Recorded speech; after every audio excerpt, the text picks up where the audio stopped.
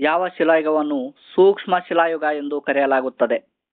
ಯಾವ ಶಿಲಾಯುಗವನ್ನು ಸೂಕ್ಷ್ಮ ಶಿಲಾಯುಗ ಎಂದು ಕರೆಯಲಾಗುತ್ತದೆ? ಇಲ್ಲಿ ಆಯ್ಕೆಗಳು ನೋಡ್ತೀವಿ. ಹಳೆ ಶಿಲಾಯುಗ, ನವ ಶಿಲಾಯುಗ, ಮಧ್ಯ ಶಿಲಾಯುಗ, ಕಬ್ಬಿಣ ಯುಗ. ಈ ಒಂದು ಪ್ರಶ್ನೆಗೆ ಉತ್ತರವನ್ನ ಕೊಡಬೇಕಾದ್ರೆ ನಮಗೆ ಮೊದಲು ಈ ಒಂದು ಮಧ್ಯ ಶಿಲಾಯುಗ ಅಥವಾ ಸೂಕ್ಷ್ಮ ಶಿಲಾಯುಗದ ಬಗ್ಗೆ ನಮಗೆ ಮಾಹಿತಿ ಇರಬೇಕು. ಈ ಒಂದು ಮಧ್ಯ ಶಿಲಾಯುಗದಲ್ಲಿ ಅಂದ್ರೆ ಈ ಒಂದು ಕಾಲದಲ್ಲಿ ಮಾನವರು ಸಣ್ಣ ಮತ್ತು ಕೌಶಲ್ಯ ಭರಿತ ಆಯುಧಗಳನ್ನ ಬಳಸಲು ಆರಂಭಿಸ್ತಕ್ಕಂಥ ನೋಡ್ತೀವಿ. ಹಾಗಾಗಿ ಈ ಒಂದು ಮಧ್ಯ ಶಿಲಾಯುಗವನ್ನ ಸೂಕ್ಷ್ಮ ಶಿಲಾಯುಗ ಅಂತೇಳಿ ಕರೀತಕ್ಕಂಥದ್ದು ಬಹಳಷ್ಟು ಇಂಪಾರ್ಟೆಂಟ್ ಆಗಿರ್ತಕ್ಕಂಥದ್ದು.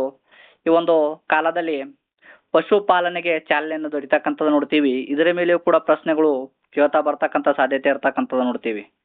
ಅಂದ್ರೆ ಯಾವ ಒಂದು ಕಾಲದಲ್ಲಿ ಪಶುಪಾಲನೆಗೆ ಚಾಲನೆ ದೊರೆಯಿತು ಅಂತೇಳಿ ಪ್ರಶ್ನೆ ಕೇಳ್ತಕ್ಕಂಥ ಸಾಧ್ಯತೆ ಇರ್ತಕ್ಕಂಥದ್ದು ನೋಡ್ತೀವಿ. ಹಾಗಾಗಿ ನಮ್ಗೆ ಗೊತ್ತಿರಬೇಕು ಮಧ್ಯ ಶಿಲಾಯುಗದಲ್ಲಿ ಅಥವಾ ಸೂಕ್ಷ್ಮ ಶಿಲಾಯುಗದಲ್ಲಿ ಅಂತ ಹೇಳಿ.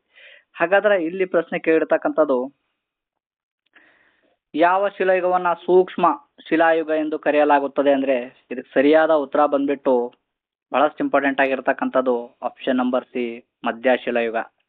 ಏಕೆ ಅಂತ ಹೇಳಿ ನಾವು ಆಲ್ರೆಡಿ ನಾವು ನೋಡಿದೆವು. ಈ ಒಂದು ಕಾಲದಲ್ಲಿ ಮಾನವರು ಸಣ್ಣ ಮತ್ತು ಕೌಶಲ್ಯ ಭರಿತ ಆಯುಧಗಳನ್ನ ಬಳಸಲು ಆರಂಭಿಸ್ತಕ್ಕಂಥ ನೋಡ್ತೀವಿ. ಹಾಗಾಗಿ ಈ ಒಂದು ಕಾಲಘಟ್ಟವನ್ನ ಸೂಕ್ಷ್ಮ ಶಿಲಾಯುಗ ಅಂತೇಳಿ ಕರೀತಕ್ಕಂಥದ್ದು.